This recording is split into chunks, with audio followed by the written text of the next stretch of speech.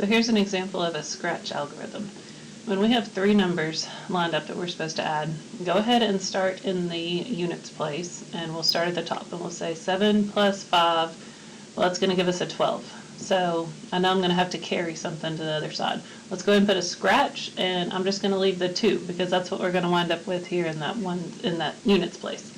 So now I can kind of forget about the 1 that has to carry over, and I can just focus on the 2. And I say, okay, well, 9 plus 2 is 11. So I'm going to write a 1, and then I'm going to put another scratch, because once I have that 11, I know I need to carry an extra piece over there.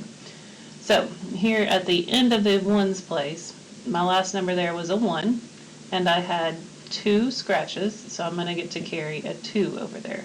Technically, we are all that sum to be 21, so I wrote the 1 and I carried the 2. But sometimes it's a little hard to move past those 10 spots, so it's easier just to think about it in the single digits. 7 plus 5, oh, I know I've got to carry something, I'm going to put a scratch, and I have a 2 left. 9 plus 2 is 11, I'm going to have to carry something, and I got a 1 left. Okay. So we can continue that over in this area too. Like I say, 2 plus 8, oh, that's 10. I'm going to scratch and put a 0. 6 plus 0 is 6.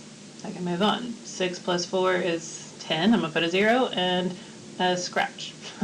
So then I see that 0 was my last number. I've got 2 scratches. So I'm putting 2 in that next spot, but I don't really have anything over there, right? There are no hundreds places to add. So that 2 that I wouldn't normally write at the top, I'm just going to write at the bottom here.